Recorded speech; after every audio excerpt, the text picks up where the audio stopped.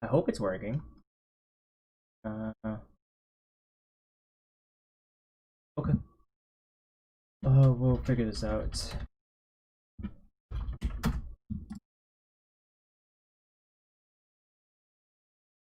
That.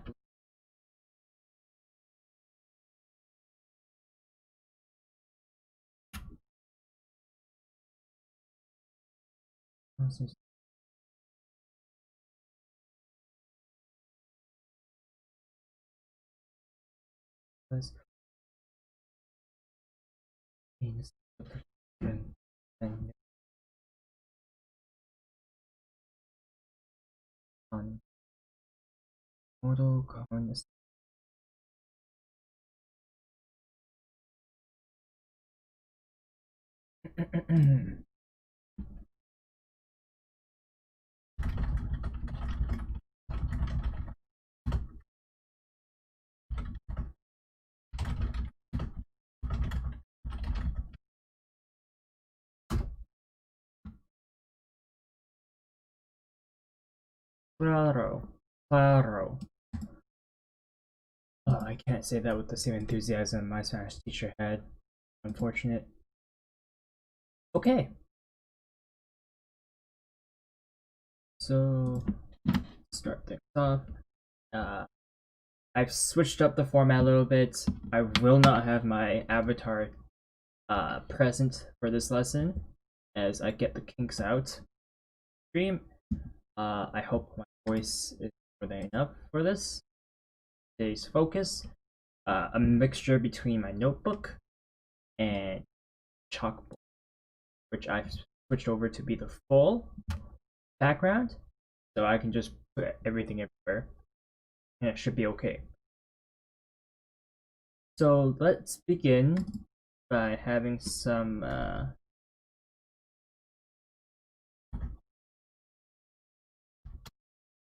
instrumentals in the background.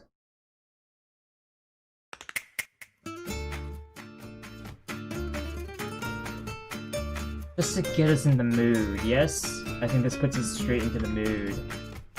I like it. I like it. Alright, let's add this to description.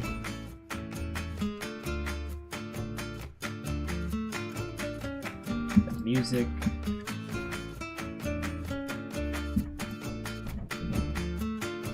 And then the channel name where I got this music from.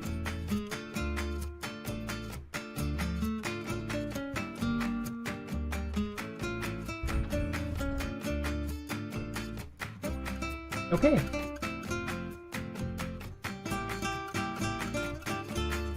My audio bitrate on YouTube is 0? Are you kidding me?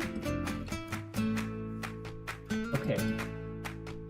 So let's, I guess a nice thing we could do right now is quickly review what we did last week, which was going over nouns and articles. Yeah. So nouns and articles. In Spanish, en español, there's almost... Shoot, I say we have. There's almost tenemos. Is it nos almost?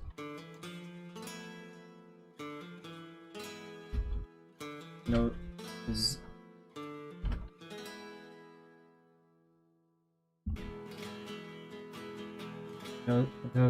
Nosotros. Nosotros. Is nos almost French? I may have mixed the two up. Nosotros. Nosotros. Nosotros tenemos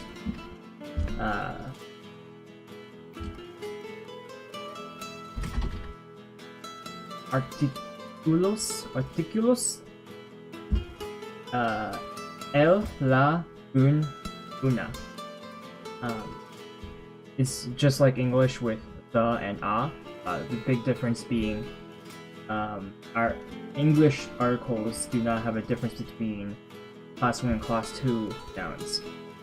I call these class 1 class 2. Other people who have studied previously would probably know these referred to more as feminine and masculine verbs, or feminine and masculine nouns, words, just words in general.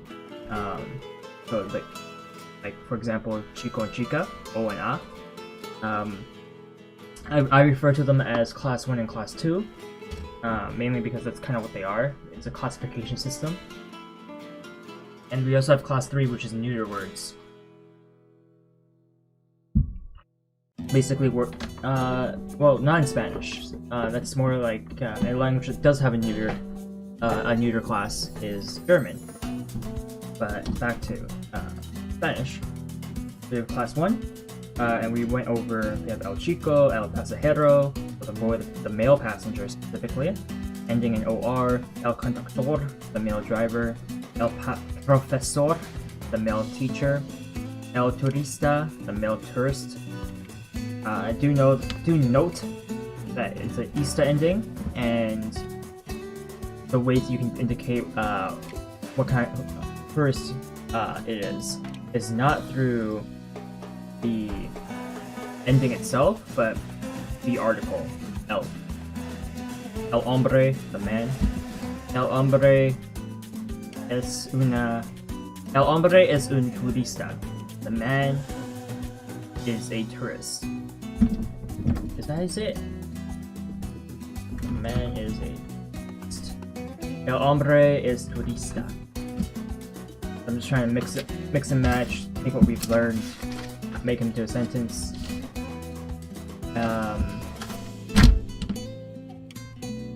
La mujer, the woman. So again, based on the word itself, mujer,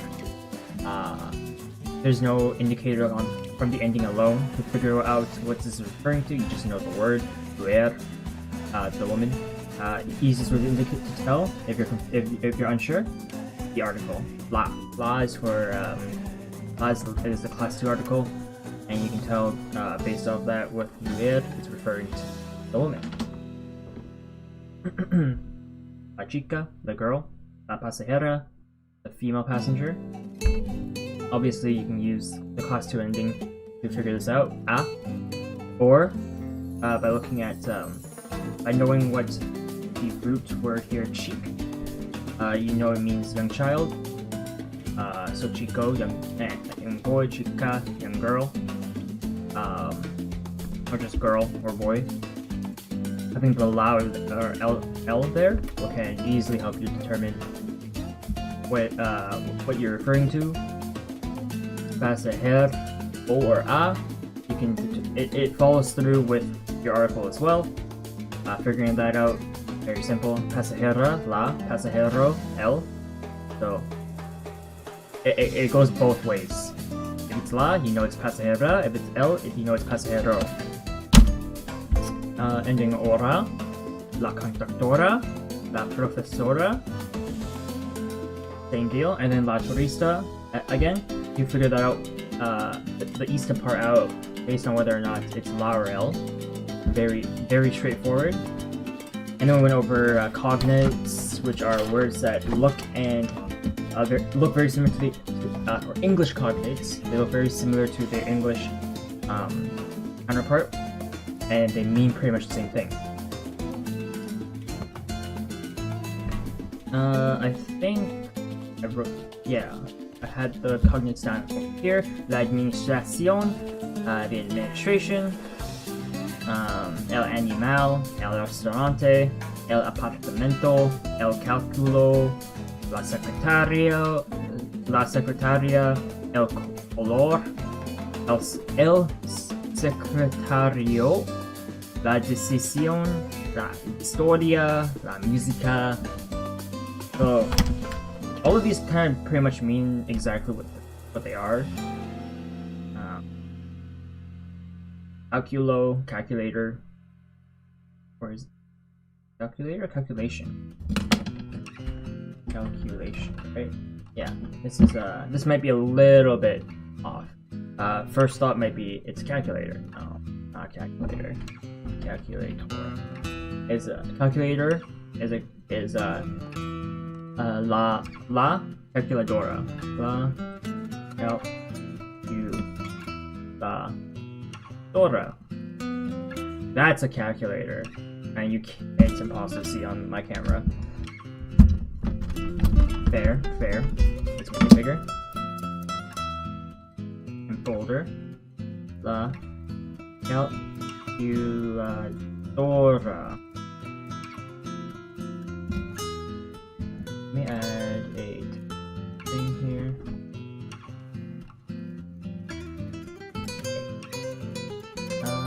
Let's do.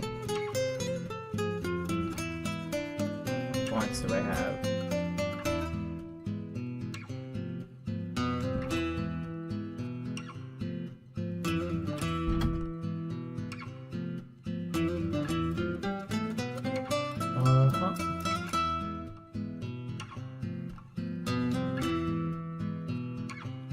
Whoa, I don't want to do that. Okay. It's a little big. I gotta shrink the size.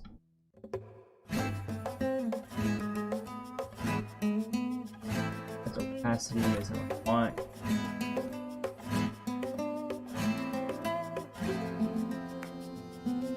Yeah, there you go. Nice, simple, la calculadora. This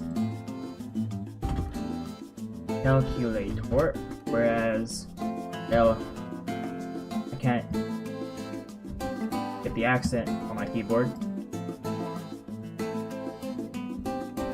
There we go. Now calculo.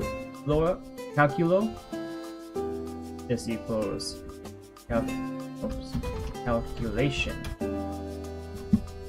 Like that. So there is a difference there, mind you.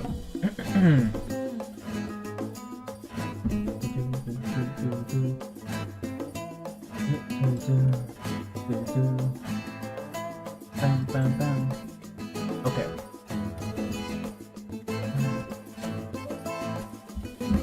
And then we also went over false cognates, so basically words that look like a word in English but do not hold the same meaning. So, la carpeta is a folder, not a carpet. El or la conductor/conductora is a driver, not a conductor.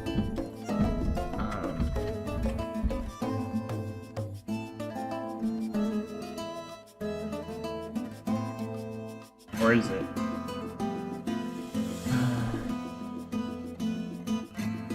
Conductor.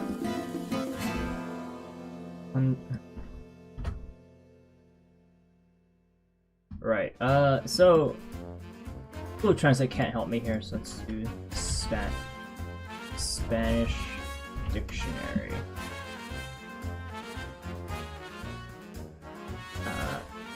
La conductora. Driver or conductor. So this isn't a false cognate then. It's a conductor. English to Spanish. El director. Okay. Isn't that there's a music conductor. If it's like the transport conductor, it's el cobrador.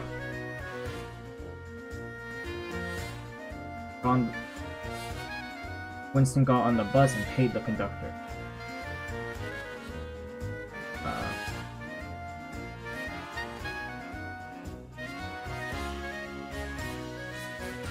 Right. So, la conductora is the driver. Looking for the conductor. For a music band, for example, it is. It's at the end of actually. properties. Right, so you're looking for, you're looking for a conductor for music. You have el director / la directora.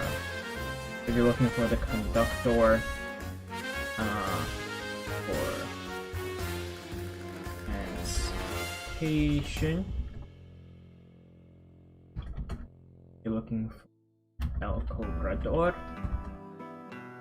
or la cobradora. Yeah, move this down here. So that is the difference between this, so just your regular driver, el conductor, la conductora, and then the actual conductor themselves.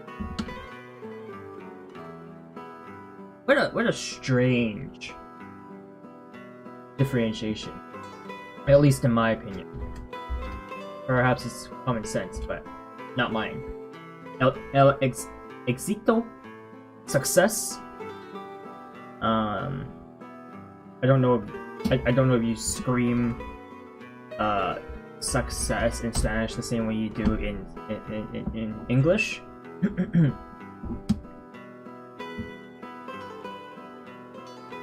It seems it's just éxito.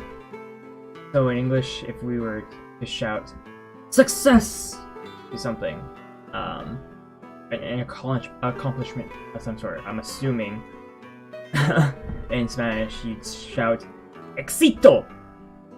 Maybe. That's a big maybe, and I had no clue. Okay.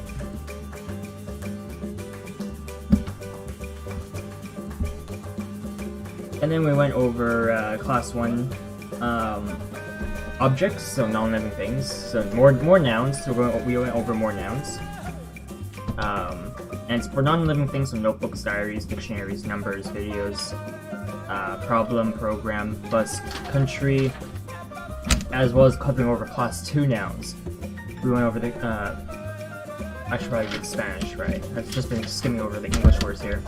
El cuaderno, the notebook, el diario, the diary, el diccionario, the dictionary, el número, the number, el video, el problema, the problem, el programa, program, el autobús, the bus, el país, the country. We have la computadora, the computer, la cosa, the thing, la escuela, the school, la maleta, the suitcase, la palabra, the word, la lección, the lesson, like what we're doing right now, la conversación, the conversation, la nacionalidad, the nationality, and E is and in Spanish, la comunidad. So that's kind of what we did. I'm actually going to start speeding through things because I actually want to cover a lot of things within the next hour and a half that we have left. Technically an hour and 40, but usually I kind of reserve the last little bit for other things. We do have an announcement for today. I'll have that at the end of class.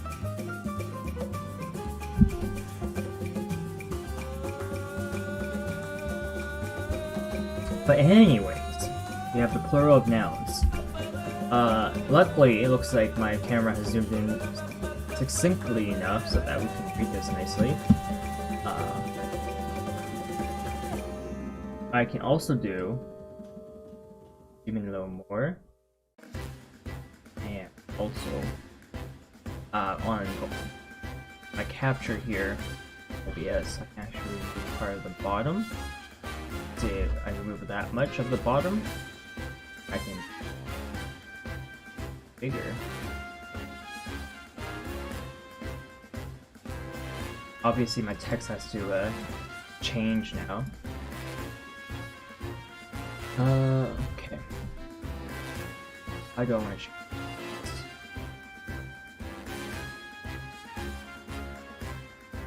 So it's mainly the second part, huh? We can actually erase the chalkboard now. I'll use it again later. Thought. Yeah. Alright, so now it should be a lot easier to see, and I can start using smaller print size instead of a larger print size now. Hopefully anyways. Hopefully this is legible for everyone. With the plural of nouns, the rule for this in Spanish is we add the s suffix for nouns that end in a vowel. We add the es suffix for nouns that end in a consonant. And then for nouns that end in a z, we can't really see that. That one's a little more blurry, so fold that up. A Z, change the Z to a C, and add an ES. Is it my lighting issue? Maybe it is. For articles, our definite article is el and la. The, that's the definite article. We have the plural form los and las. For our indefinite article, in English we have a, in Spanish we have un and una. We change that. We just add. We just change them to unos and unas, respectively. So to give you an example, for examples, we have el chico, the boy. We change that to los chicos, the boys. El diario, the diary, to los diarios, the diaries. El problema. I see the camera is slowly unfocusing itself, which is kind of unfortunate. It becomes los problemas. I wish my camera would stop auto-focusing like that. Maybe I can. There's a thing I can do on my camera, but that's something I do for the next stream. La nacionalidad, la nacionalidad, las nacionalidades. El país, los países. El lápiz, los lápices. Another thing to note is that when you have an accent on the last vowel, like la lección, when it goes into a plural form,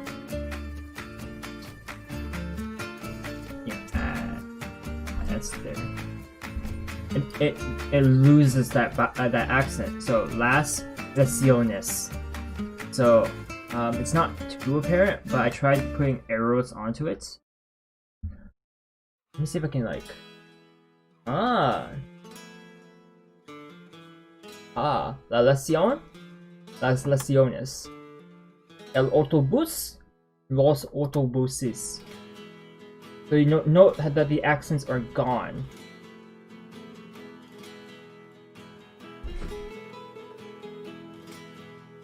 And finally,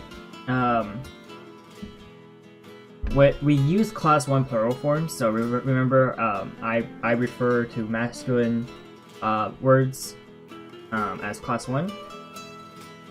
So use class 1 plural forms to refer to a group that includes both males and females. So this is specifically when you're referring to a group of mixed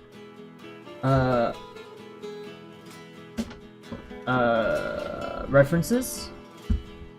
So you have, say here, 1 male passenger and 2 female passengers, which gives you 3 passengers overall. In English, passenger is just passengers. We don't specify them but in Spanish there is specification. And then when referring to a mix between the two, we use class 1. We do not use class 2.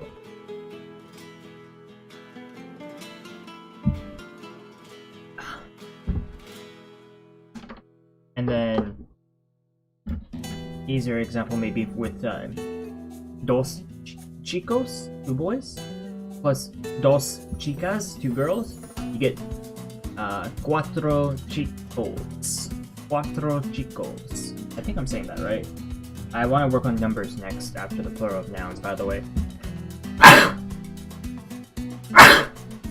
Excuse me. Oh boy.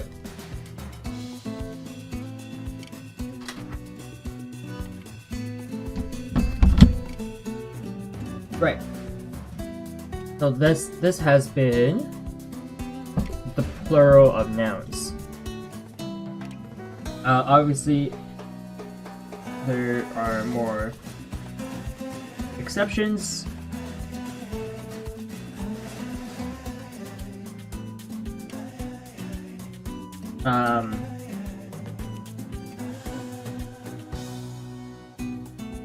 But those, actually, I think I'll go over the exceptions at the bottom of the box here, or of the page, so that we can see it.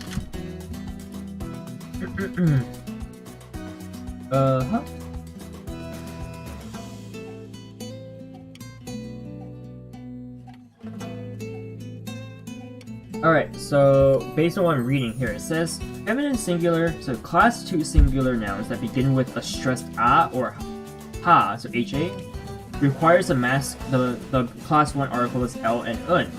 This is done in order to avoid repetition of the a sound. The plural forms still use the feminine articles, so class 2 articles. El agua, so we can show that here. I'll try to print larger. We have el agua, water. So it's not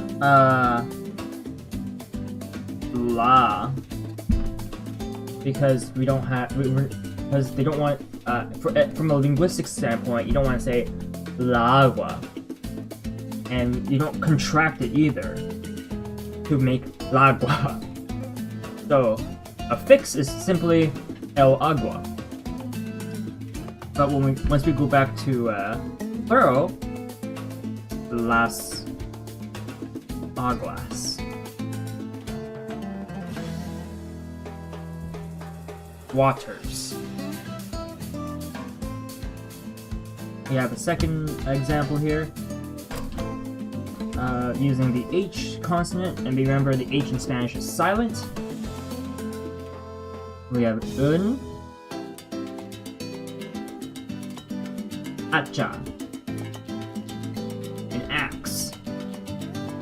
No, like Ghibli. Gimli. No, it's not Ghibli. Gimli from Lord of the Rings. His famous quote that everyone loves to say, and my axe. Un, hacha. And then we have unas hachas. Axes. So note, because of the A here, we cannot say una. We cannot say una hacha. And that's just because they don't want to repeat the same vowel there when you're saying out loud.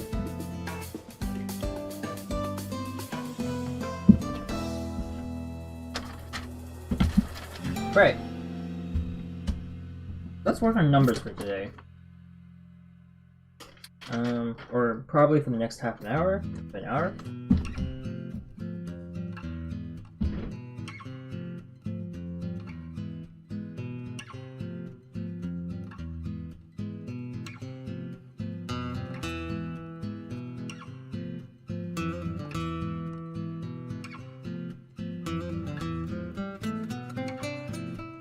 Cool, okay.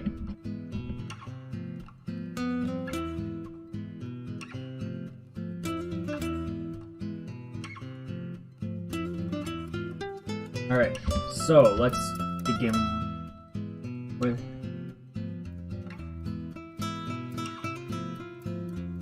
number. I don't know. That's not a word. This is a word. Numbers. Los números. Numbers. So in Spanish, we do have something for 0. Cero. Cero. I hope the music's not too loud and drowning out my voice. That's... I do have a gain filter on. So let me try increasing the gain filter a little bit. But the next time I sneeze, I'm going to have to remember to mute the microphone.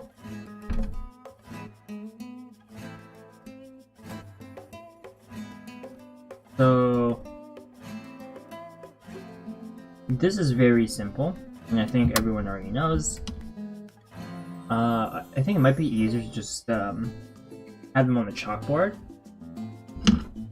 So actually, do that. I'll have this written out too, but let's quickly take out our little camera here, and we'll use the chalkboard. So we have 0, 1, 2, 3,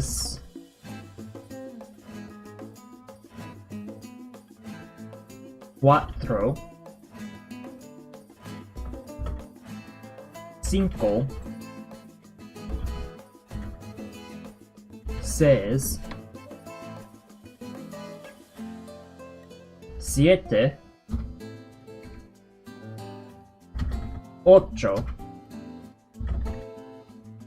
9, 10.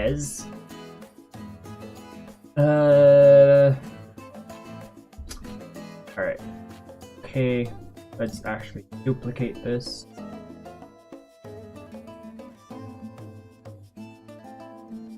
Over. Hey, we have a second set. Alright.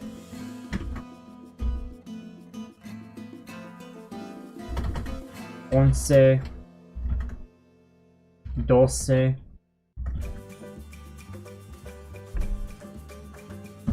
We went through a lot of these numbers already once. So it's this time it's going to be going to 30. I think is the idea here. 13, 14. And the reason why I'm doing it this way instead of on my notebook is it's a lot faster. So as we're going over things, I can quickly, write out my notebook, and then I can do it all at once.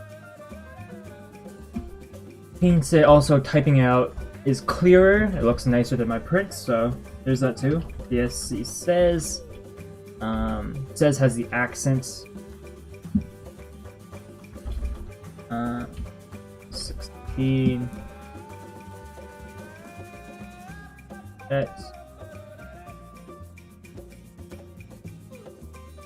Yes, it says.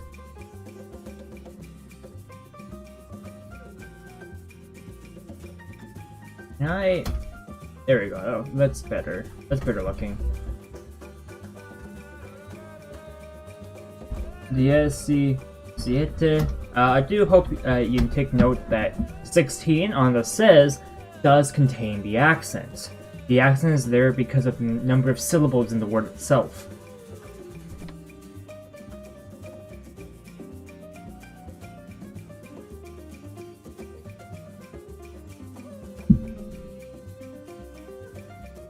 It's due to that specific number of syllables for die, the says, we need the accent, whereas something like DSC 7 does not.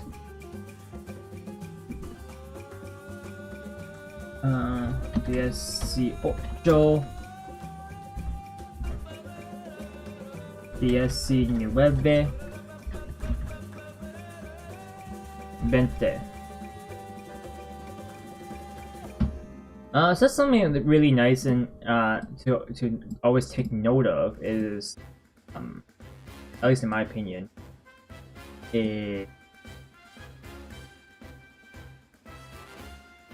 how simple the counting system is. You go 1 to 10.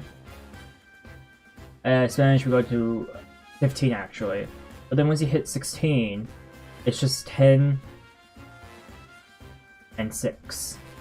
So it's not like English, or as simple as English, where it's like 1 and 1, so 11. I mean, even in English, we say 11, we don't say 10, 1. 11, 12, 13, 14, 15, 16. We bring in the teen, which is like the 10 in English, So starting at 13, we have up to 12 when it comes to counting. We don't say 1 teen, 2 teen, 13. Wait, third? So first teen, second teen, third teen. We say 13. We don't say first teen, second teen. We say 11 and 12. And because we don't say that, can you, for native English speakers, think about how wrong it sounds when I say first teen, second teen. But that's because that's an ingrained grammatical aspect of English that we've built growing up. If English was super formulaic, you can bet that we would have got first teen, second teen used instead of 11 and 12.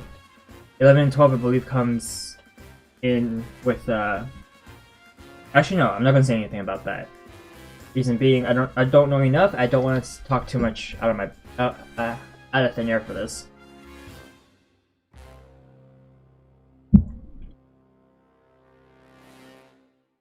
Okay, let's add in. Let's place another duplicate.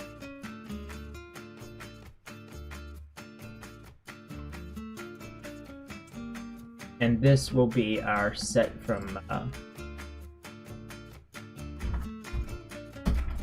21, 21, 22, 22, and because of the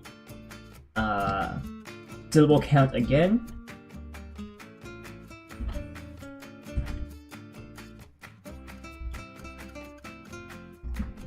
grab this O, 22, 23, when you grab that E,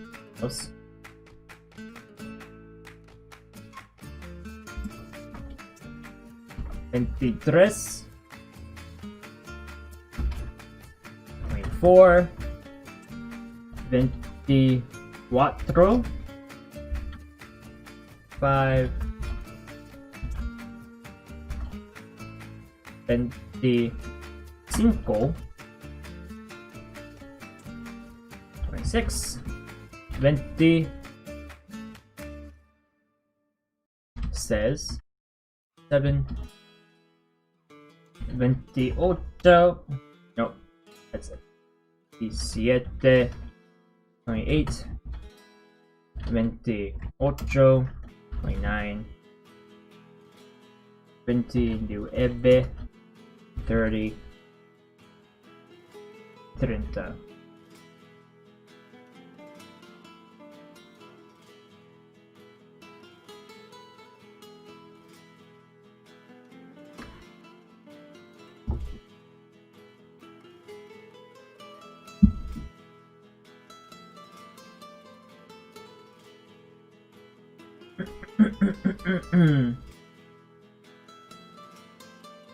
So, chalkboard looks nice now, and we have our set of numbers. I don't know about you, but I see a very clear and nice pattern here. Biggest one is starting from the 20s, yes? 20, 20, 20. I hope I'm saying that right.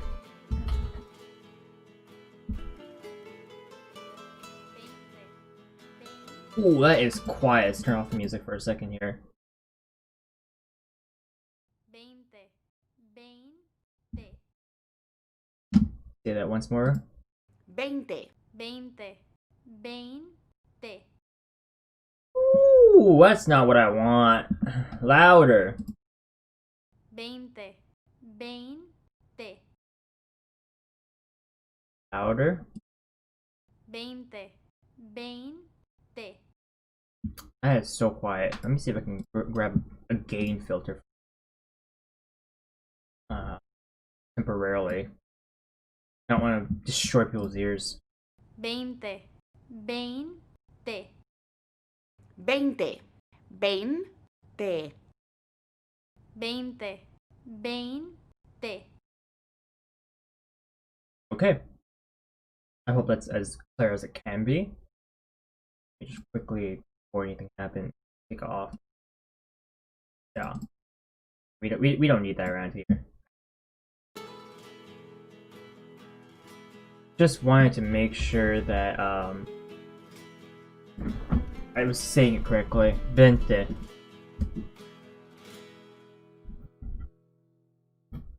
So the pattern, I hope is very clear. Once you hit 20, you say 21. It's literally 21, 21. Nothing fancy about any of these numbers. And then it goes up to 30, 30, 31.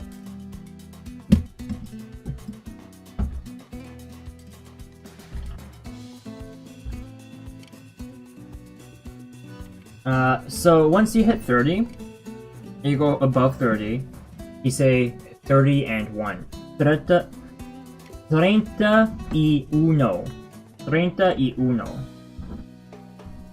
And it just kind of follows suit. We're going to stop at 30 since that's kind of where the textbook is. And also, I'm just kind of see where we... Not to go too far. And 30 is nice number 2.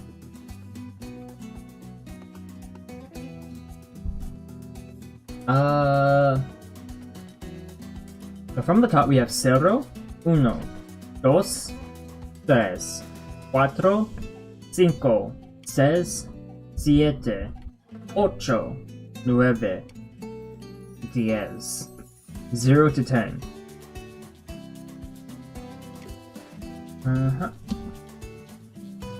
Probably gonna be like the most used numbers, I would assume.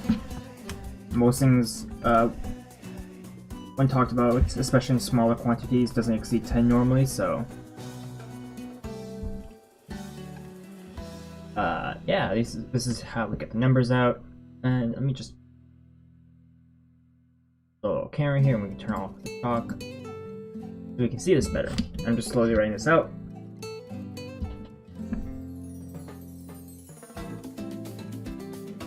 I actually want to get through all 30 numbers before it hits 12.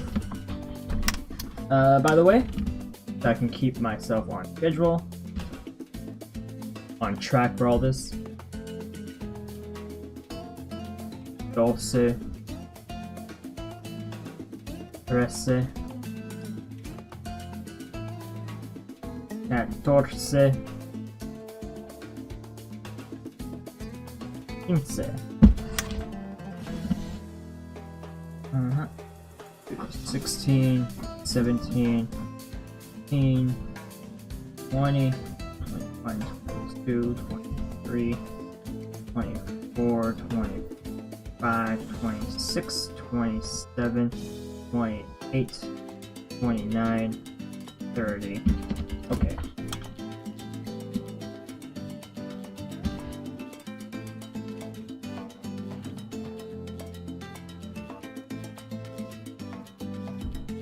I guess this is the plus side of being able to just write it out. For accents I can't easily gain access to on my keyboard, it doesn't matter on my paper.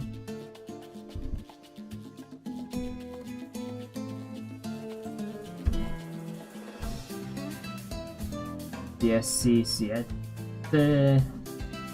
DSC 8, DSC 9, 20, 20, 21, 22,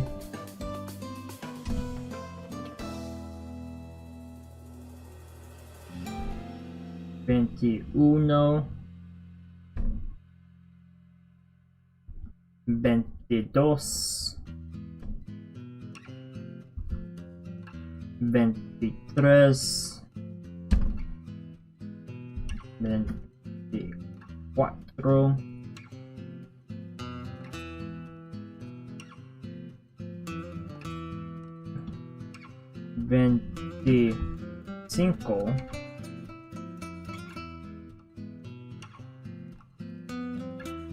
26,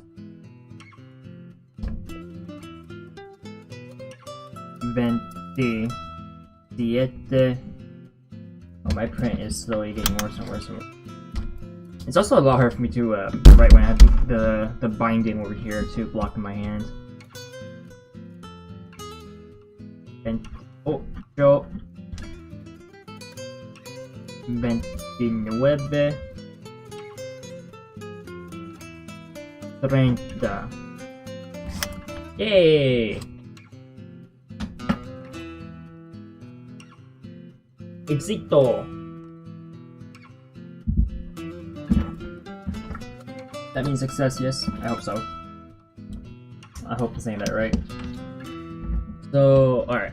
Time to go through the numbers once again. 0, 1, 2, 3, 4, 5, 6, 7, 8, 9, 10, 11, 12, 13, 14, 15, 16, 17, 18, 19, 20, 20, 21, 22, 23, 24, 25, 27, 26,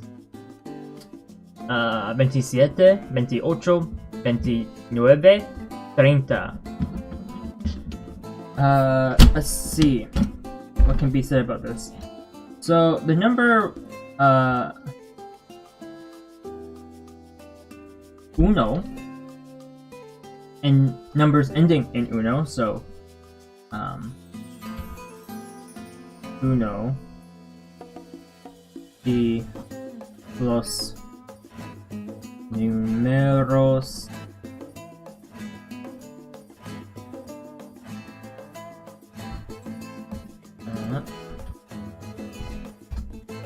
con I'll have the dasher uno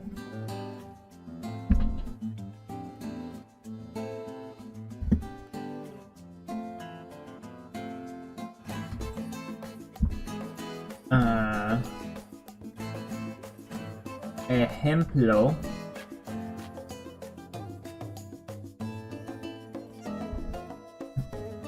veintiuno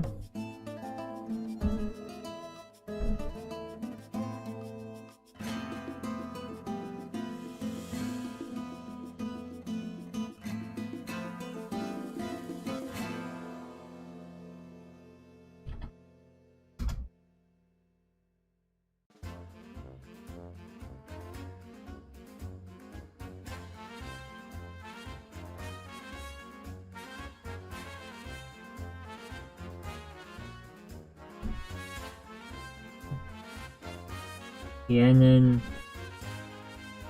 más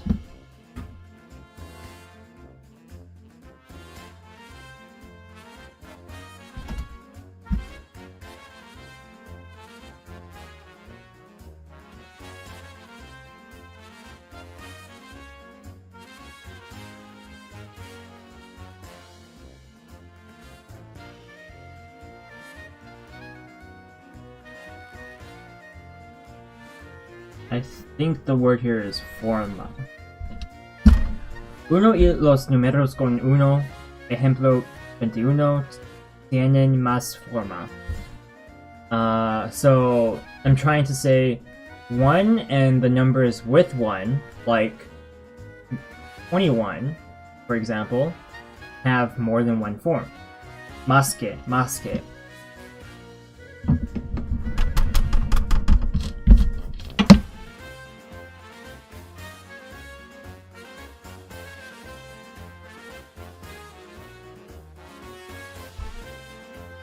que una forma.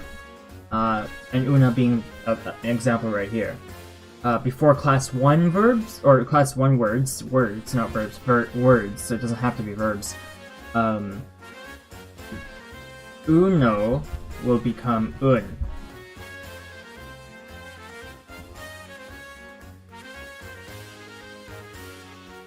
So we have un hombre, and yes, this is the indirect. This is the indefinite article. Un hombre. Or we can also say 21 hombres. There's an accent here. Okay. So note, it is not uno hombre, it is un hombre. And it's not 21 hombres, 21 hombres. So we drop that.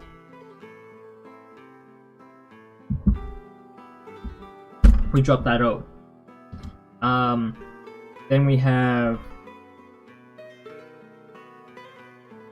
uno becomes una. And we can take the example of mujer again. Una mujer. 21 mujeres. So note the ending here. We have una and un. And specifically for the one.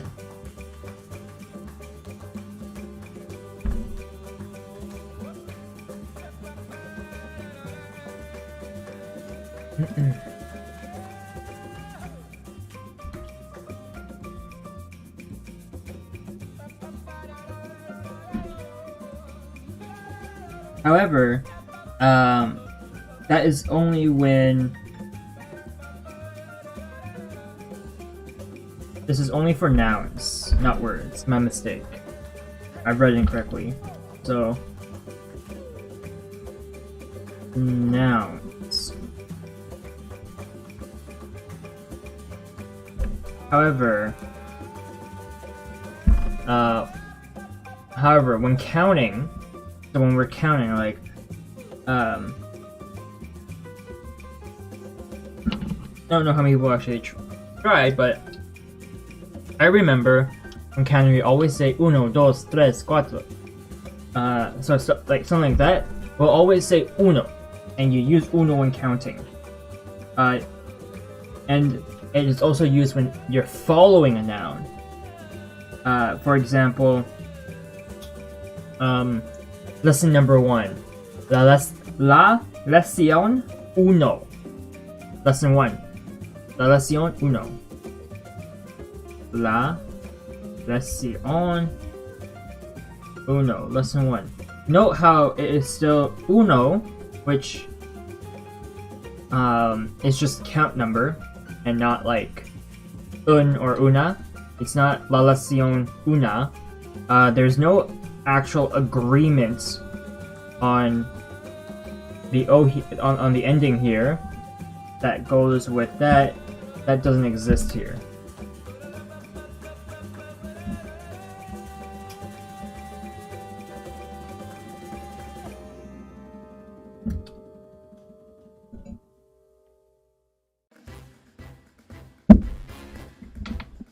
Alright, so in the textbook, it actually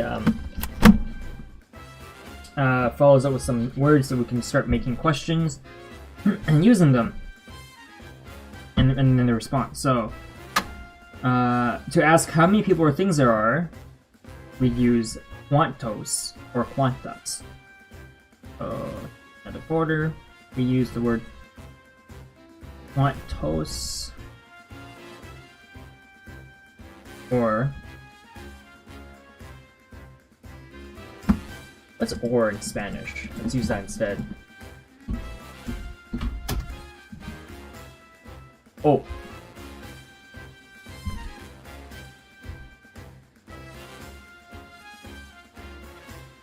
Cuantas. ¿Cuántos o cuántas? Between class 1, class 2. Before class 1 words, nouns, nouns, and class 2 nouns. Simple. The Spanish equivalent of both there is and there are is I. I. There is slash are. I. I. We use I to ask is there or are there. Simple. Simple. Use no I to express there is not or there are not. So let's start with a question here.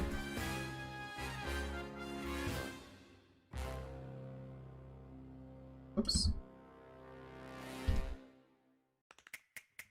¿Cuántos estudiantes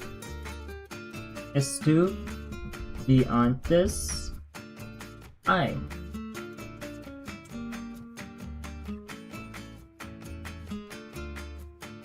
This means how many students are there?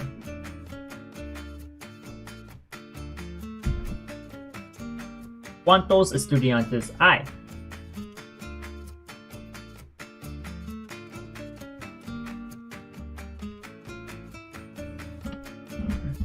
So let us check my stream stats. We have one viewer in both. Oh, we have one viewer right now. So, simple. We just say, to say there is one student, we say, I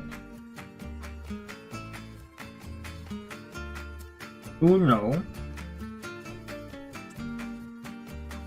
estudiante.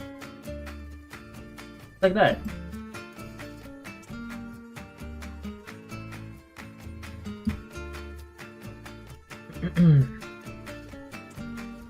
Nice.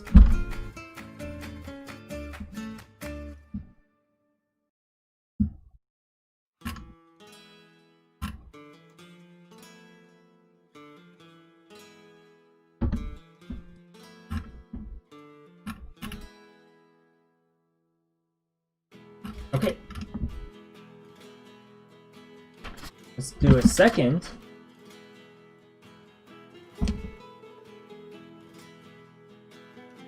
Can we do a second?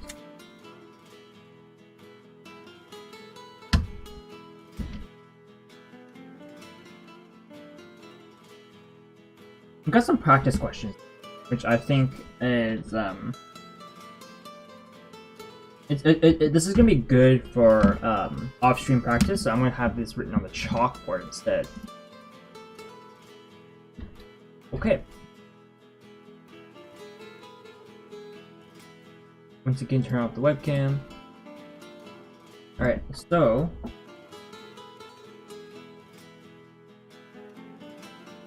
following the pattern, write out the missing numbers in Spanish. Let's shrink my font size more. Perfect. So we have 1, 3, 5. Dot 29. I hope everyone can do patterns. So we just want the missing numbers in Spanish. So your answer could be, I'll do the next two. We have siete, nueve, todo. So go all the way up until we hit 29, essentially. 2, 4, 6, 30. Once again, we have ocho, días, etc. Spaces out a little bit more. Yeah. 3, 6, 9, 30. And for those who require help with the pattern, here it is. It is 12, 15, I forget my numbers already. It is 15.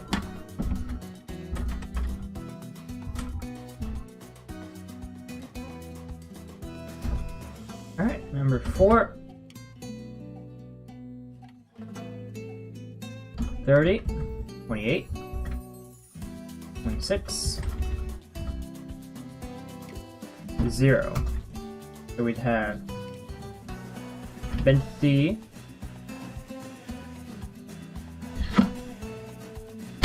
I always have to double check my numbers. I'm never confident in them. 24, 22.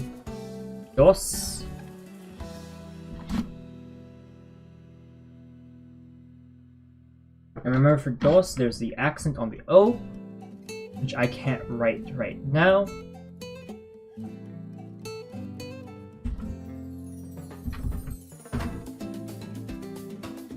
Number 5.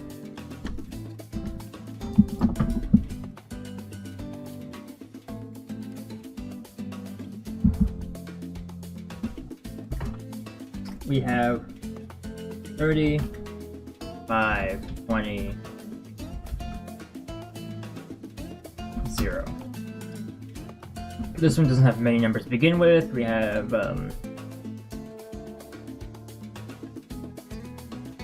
15 días. I'm sure you can finish up the rest here.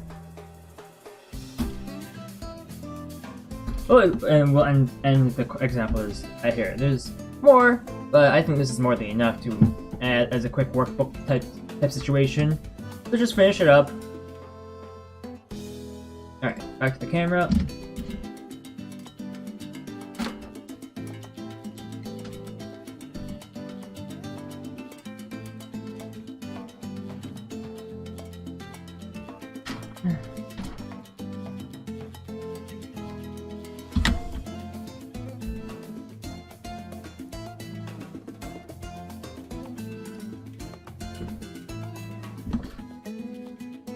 There's some verbal stuff here, but it has to do with the classroom setting, so I'm going to just move on from that instead.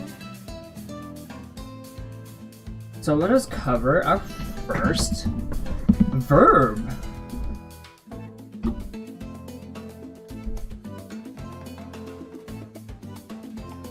But in order to do so, it looks like we have to cover our pronouns, which is wonderful. So let's do that. Pronouns. Perfect. Yes. Perfect. Perfecto. I'm gonna say this right. Perfecto. Perfecto. Sí. Claro. Claro. Remember claro also meant something. Claro.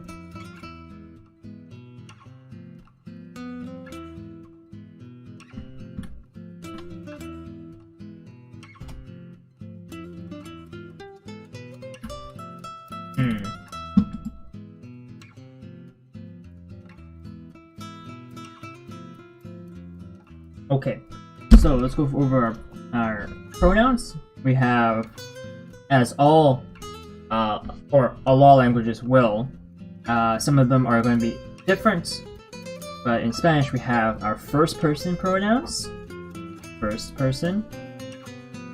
We have our second person pronouns and our third person pronouns. Some people might be scratching their head and going, huh? What are these? Well, let's go over singulars first. Singular first person pronoun, I. That would be yo. I. Yo. That's first. Second person, we have tú. You. We also have usted. Usted. And it is shortened to decimal or UD period. This also means you. What's the difference? Well, you have the familiar you.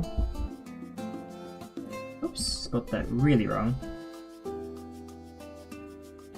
Familiar. And then you have the formal.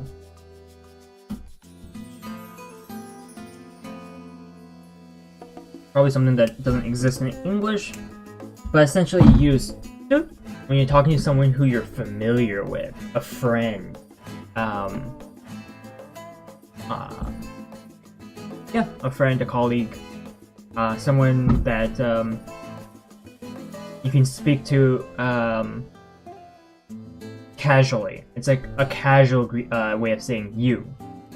Whereas usted is a more formal you. You say it to someone older than you, for example. Your parents, your grandparents, the police officer, the teacher, professor, people who gain respect from you. Usted.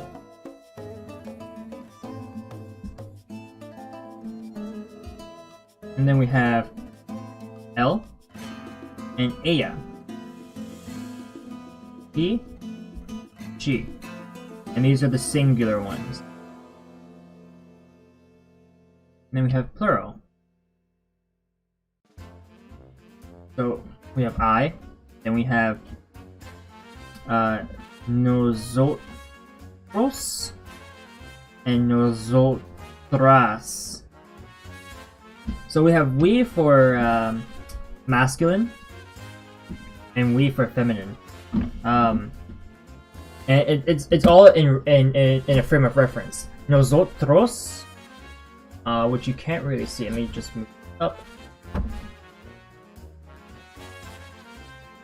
Nosotros and nosotras. Nosotros y nosotras. Nosotros, if it's simply a group of males, or as long as there's at least one male in a group. Nosotras, on the other hand, refers to a group of females. Obviously, the person saying it, because it's we, the person saying it has to be female as well. Otherwise, we use nosotros. And then for you, we have vosotros, real original, vosotros and vosotras. Same deal. We also have a third one, ustedes. It's simply the plural form of usted, of just a noun, really. Remember, after a consonant, we add es, ustedes, and that also means you, but formal. Formal you, referring to a group of people who you wish to be formal with, a group of professors, a group of seniors, etc. And then we have ellos and ellas. Ellos is for referring to both of these mean they, by the way. They, but they when referring to only a group of only females, like a girls' night out, for example, and then you say, a girls' night out, they're having fun with all together. They uses as here. Let's see the camera. As. And then eos is if there's at least one male in the group that's being referenced.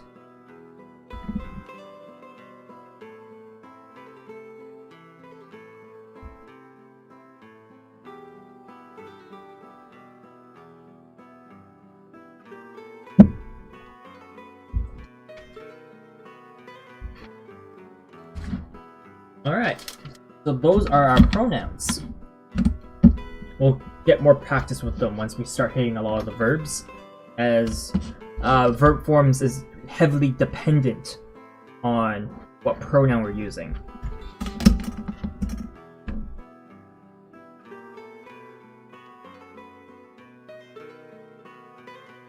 So let's go use our first verb.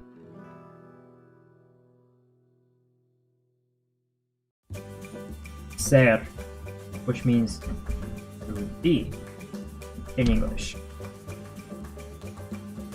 I mean, if you think about it in English, to be is one of the most irregular verbs we have in English. We have to be, the dictionary form, to be, I am. I am is the conjugated be. Is, are.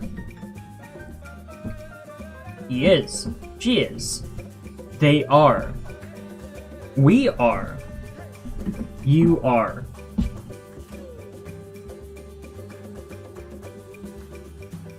Stuff like these exists in English too, and it's very irregular. So going back to our chart, we have yo soy. Yo soy. I am. Or,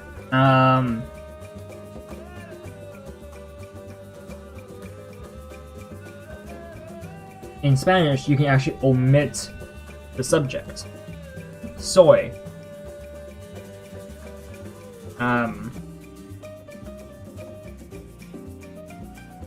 I am.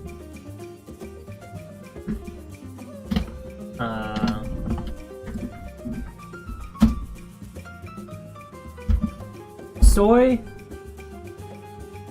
Yo soy el gato. I am the cat. Yo soy un gato. I am a cat. Or soy un gato.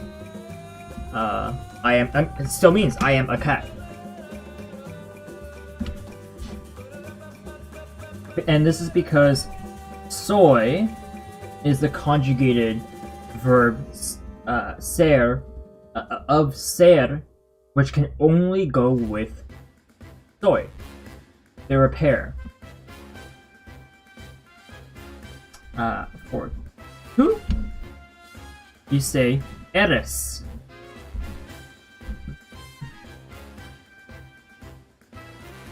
You are.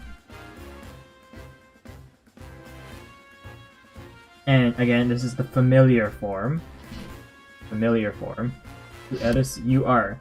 And then for usted, it takes the same conjugated form as el and ella, which is s. So here it also is you are slash he, she, is. So note, that means you, usted, whereas that's he, she. They take the same conjugated form, s.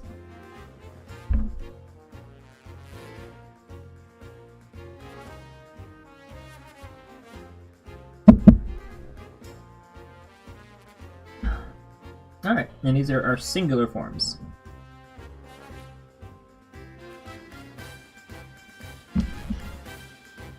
Moving on to the plural forms, we have we, nosotros slash nosotras.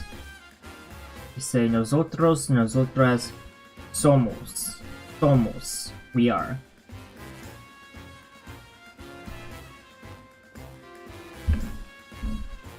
Same deal for they are, or you are.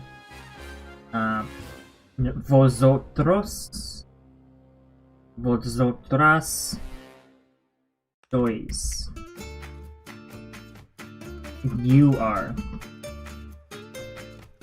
And this is the familiar you, not the formal you. And this is talking to, remember this is plural, so this is the plural you. You're referring to a group when you say you in this specific scenario. Ustedes, ellos, ellas. Son, This is you are for ustedes, as well as they are. So there's the break here from these two and this one. This is you are, ellos, ellas are they are.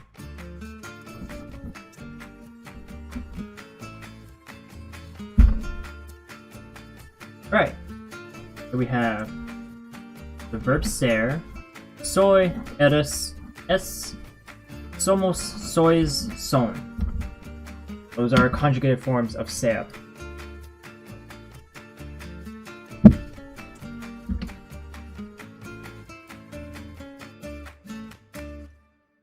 Right, let's use ser in sentences now.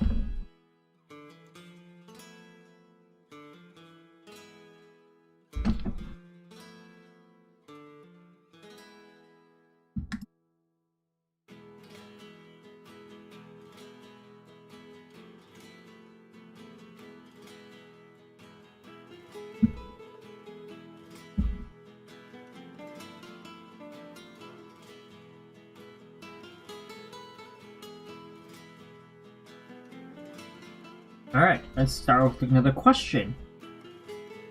And remember in okay, so something I didn't cover, but I've already shown is when asking a question in Spanish, we start the sentence with a question mark upside down, and then we say, then we write the question out. ¿Quién es él? This translates to, who is he? Who is he? ¿Quién es él? So, note that we have es. Es being the conjugated form of either you are or he, she is. Well, here it is. Who is he? Is he? We follow suit. Él, he is. So we can say, as an answer, so this is the question. As an answer, we can say, él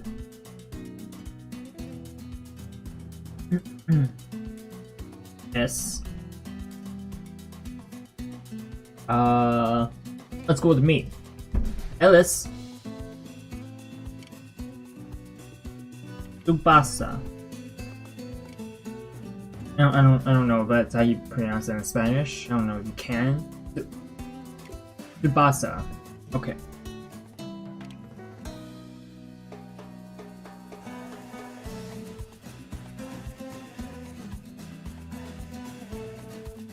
Let's try another one.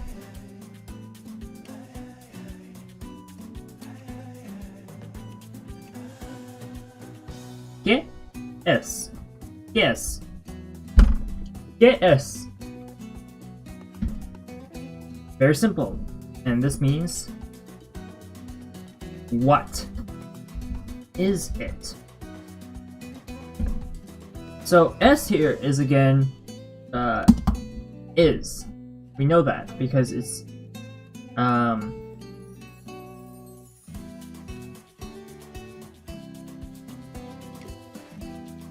because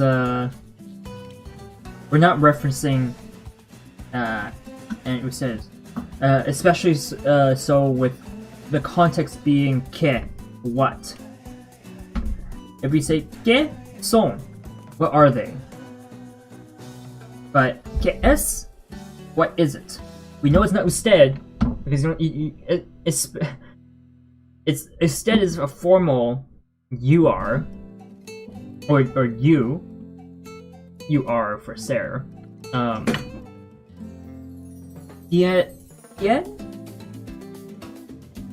¿Quién es usted? Who are they? It's that's, I believe, how you say that to a single person who you're formal with. Then again, when you're formal with them, generally, I guess it also refers to someone older than you. But this is how you say what is it?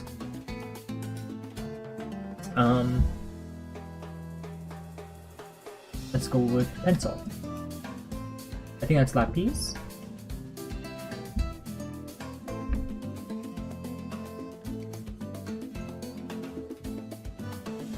Es un lápiz. It is a pencil.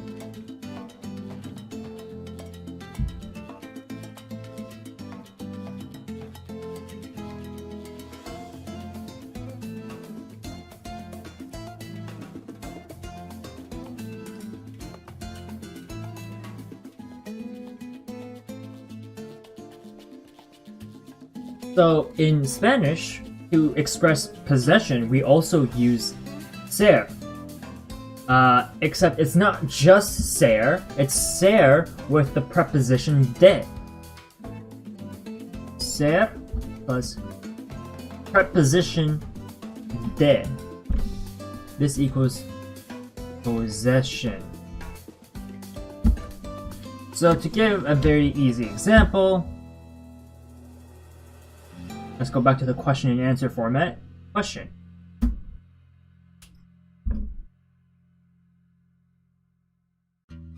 ¿De quién es? Whose is it?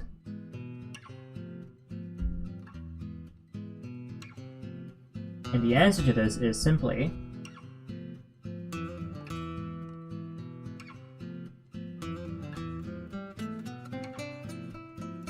es de, that's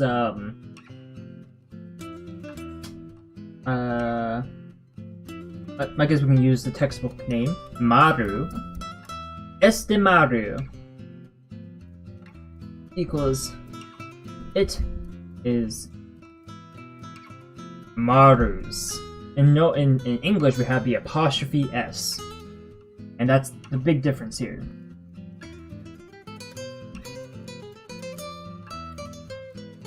We also have the plural version of this.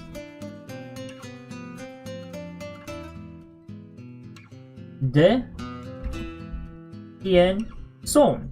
And remember, son is for the plural they. Whose are they? An answer?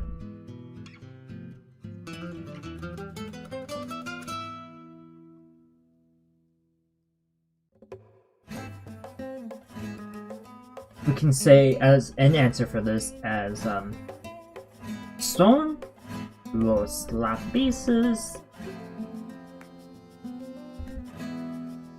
de tu casa. Easy. Simple. This is they are Tsubasa's pencils.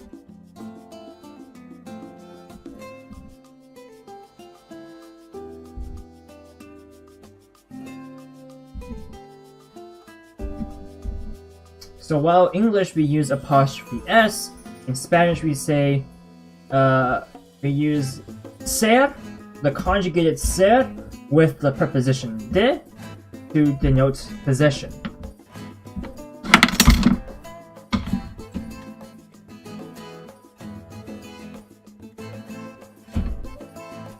A final thing to note is when you use de and it is followed by the article L, not L as in he, but the article L, the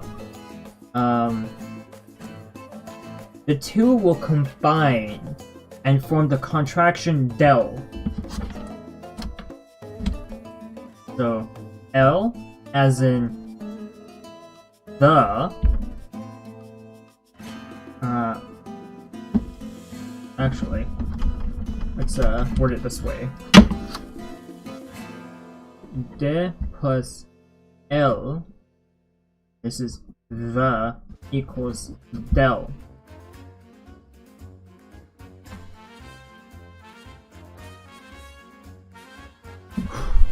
As an example, let's go to the next page.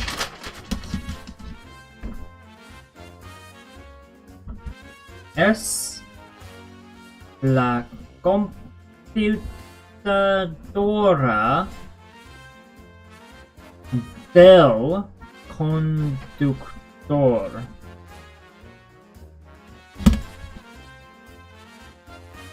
So this translates to it's the driver's computer.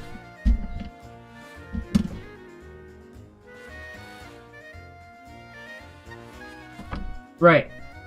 So again, this is a form of possession because it's de and s. So ser. It is contracted because they're the same vowel, and there's no real good workaround for this.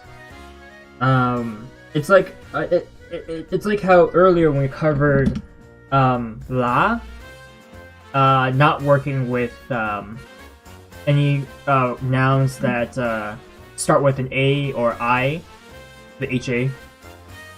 So we have el agua, but it becomes las aguas in plural form. It's that's a workaround they have when it comes to the articles, because we have options to choose from. Here, not so much. El conductor is el conductor. You don't say la conductor. You say la conductora. Which, by the way, just is es la computadora de la conductora. That's how you say that one, by the way. They don't contract. They contract here with el conductor because we have de el. De el conductor. No, that's difficult to pronounce, and that's kind of the reason why del is created. Computadora del conductor. It's to allow for smoother pronunciation and flow of the sentence. You'll find throughout all languages in the world, this is a standard thing that happens.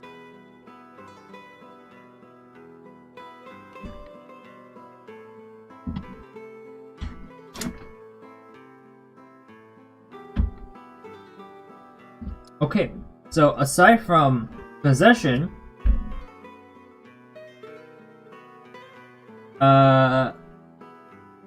we can also flip it around in terms of placement and use de to express origin. So with the question, ¿de dónde eres? And remember what eres means. Eres is the to conjugation. ¿De dónde eres? Where are you from?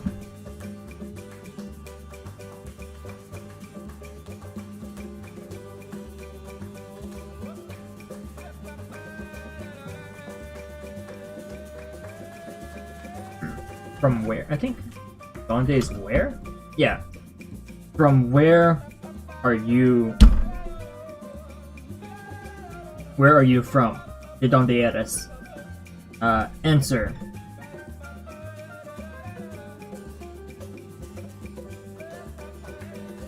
You say I am, yo soy, or just soy, either or works. De, I am from.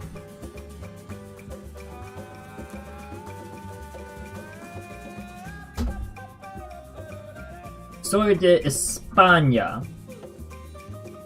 España. I am from Spain, for example. I am not. I am not from Spain, but as an example, I am from.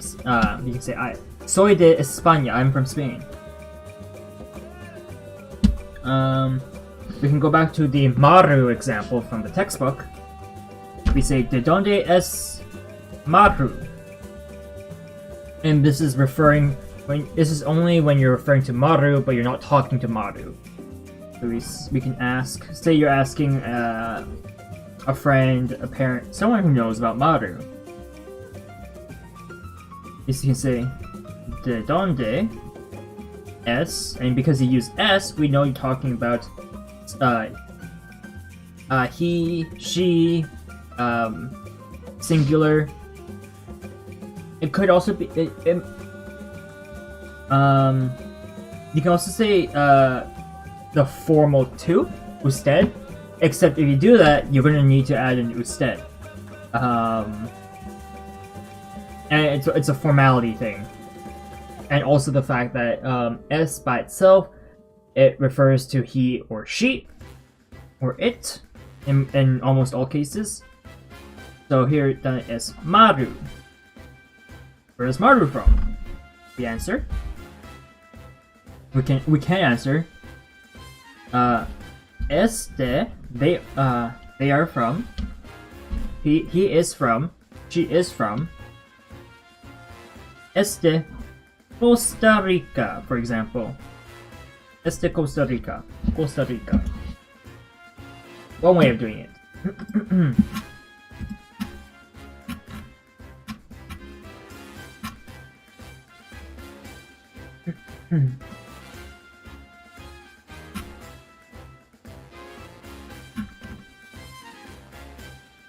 Okay.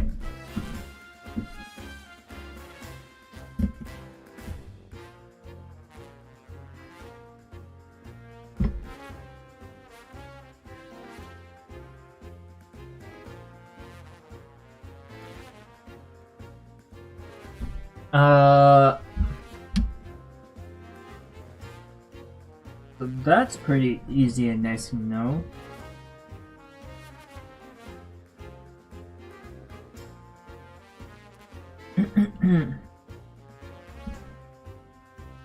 Some geographic locations can be referred to either with or without a definite article. Like how in English we say, and I find a good example here.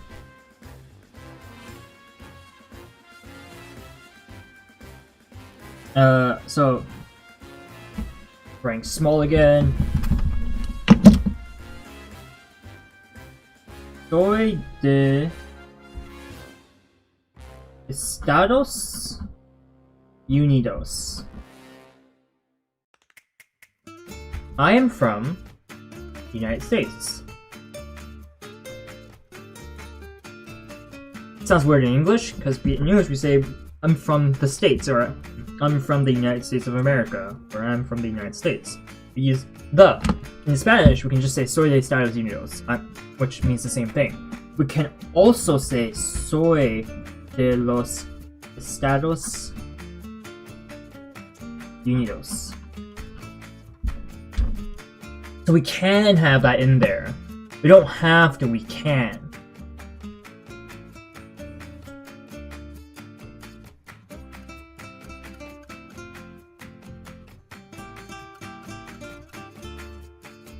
And sometimes, the definite article is part of the proper name.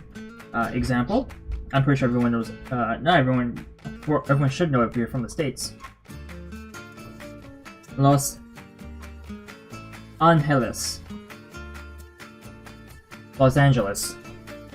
Los Angeles. Another example is El Salvador. It's just part of the name. So in cases like this, with El Salvador, where we have the L, right? Remember what happens with L?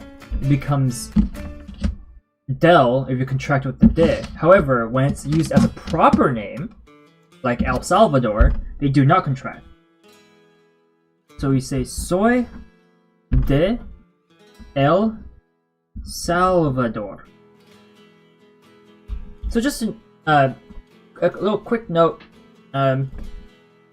This is a case where you don't contract the two words. And that has to do with the fact that El Salvador, the L there, is part of the proper name.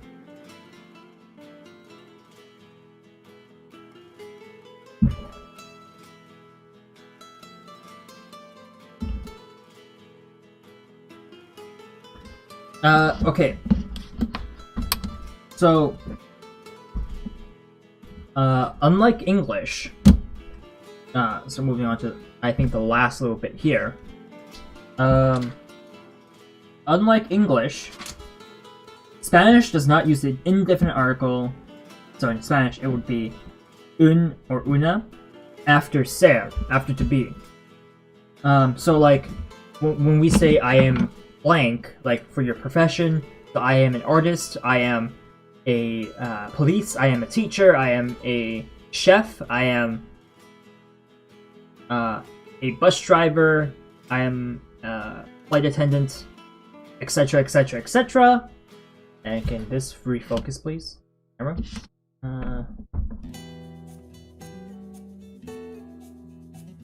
Thank you.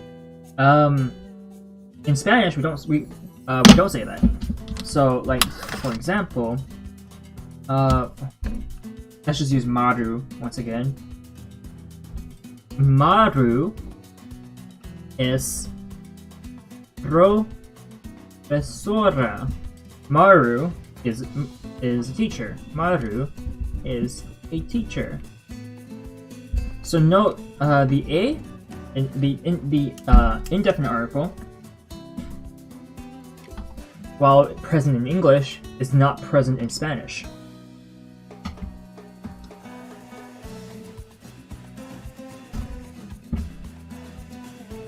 However, it does show up if it's accompanied by an adjective or a description. So, you can say,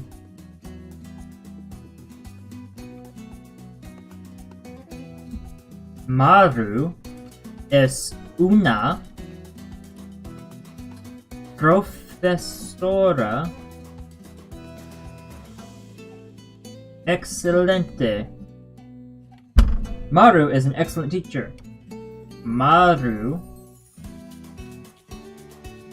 is an excellent teacher.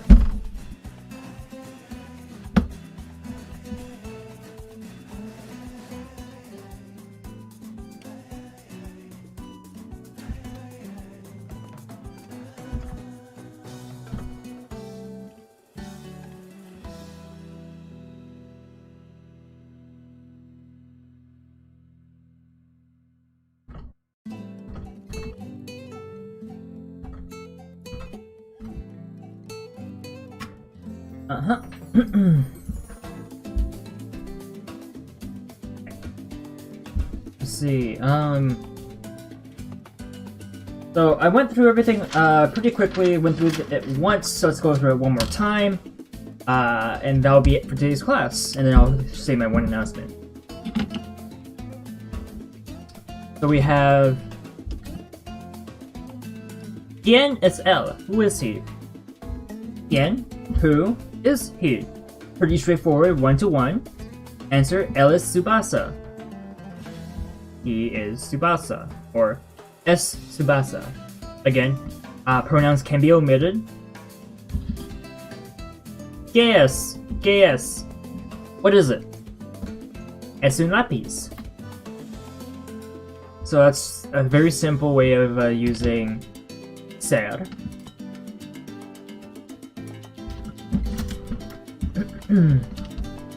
Ser and the preposition de, you use that to form possession. Very pretty much the same way you would do that in English with the apostrophe s.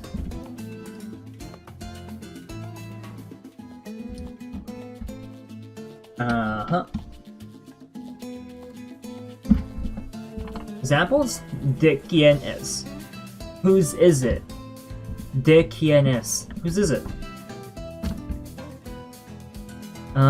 We say es de Maru. It is Maru's. De quién son. Whose are they? And here's where a bit of ambiguity shows up. Pronoun they. Son. Whose are they?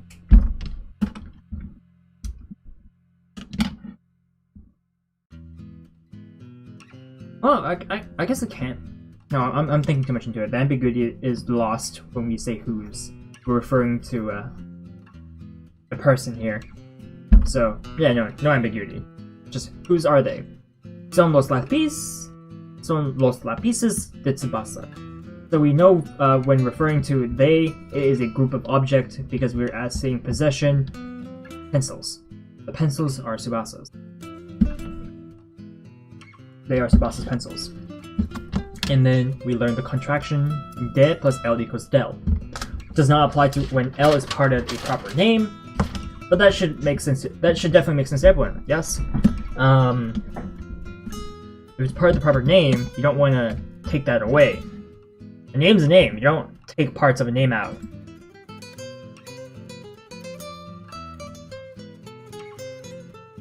Okay.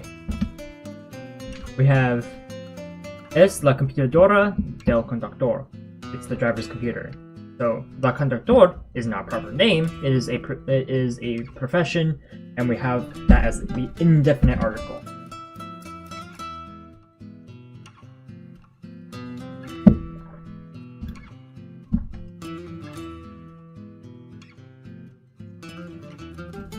So,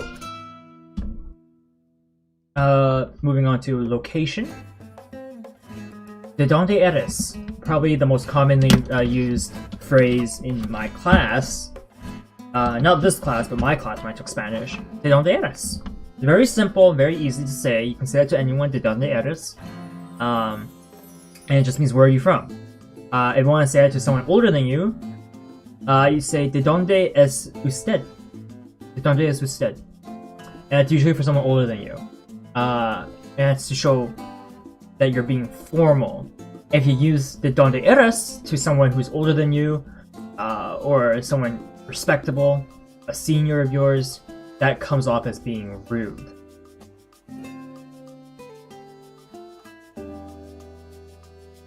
¿De dónde es Maru? From where does Maru come from? Es de Costa Rica. Maru's from Costa Rica. And then we covered over having the indefinite article. Or no, the definite article. So, soy de Estados Unidos. I'm from the United States. The United States. Soy de los Estados Unidos. Both are perfectly fine.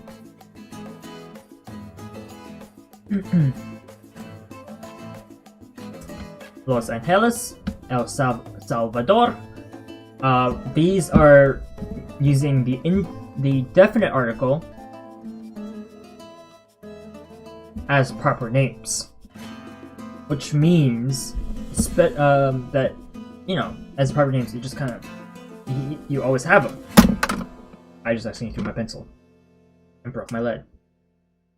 All right, and then because of that, you don't contract these two. It's simply soy de El Salvador. El Salvador. De El Salvador.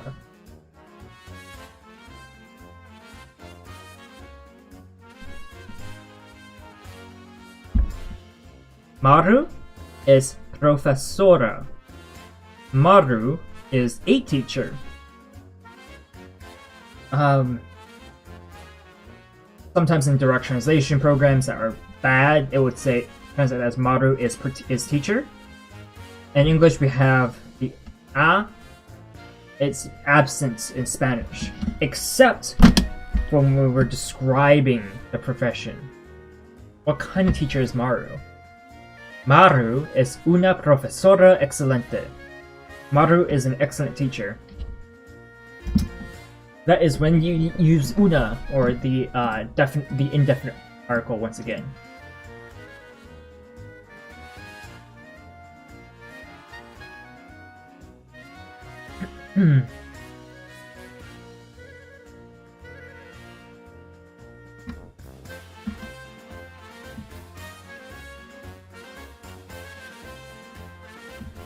Alright, that covers everything I want to cover for today. So we'll be covering more things next time, and probably start doing some more oral exercises. I say this because I just exploded my my audio there from my mic. So basically, starting our next class will actually be on the 28th. So that's a bit over a week from today. And why is that? And first and foremost, it's a Tuesday.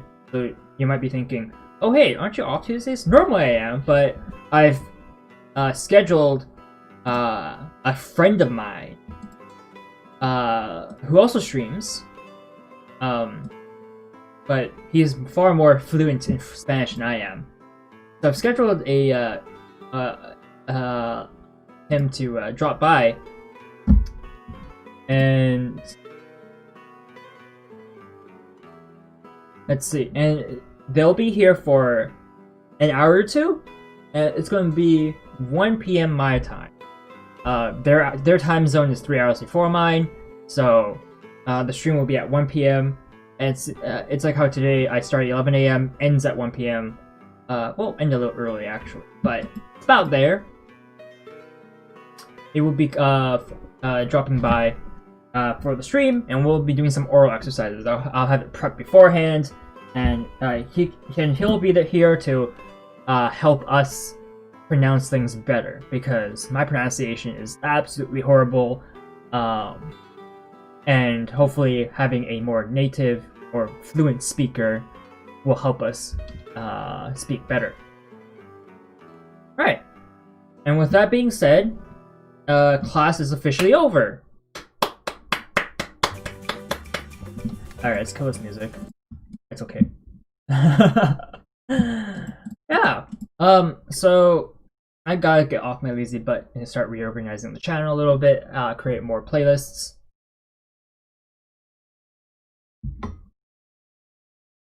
But thank you everyone for showing up for today. Let's build the webcam here. Not needed for now. I'm not sure if I want to continue with my notebook type style or want to just use the chalkboard.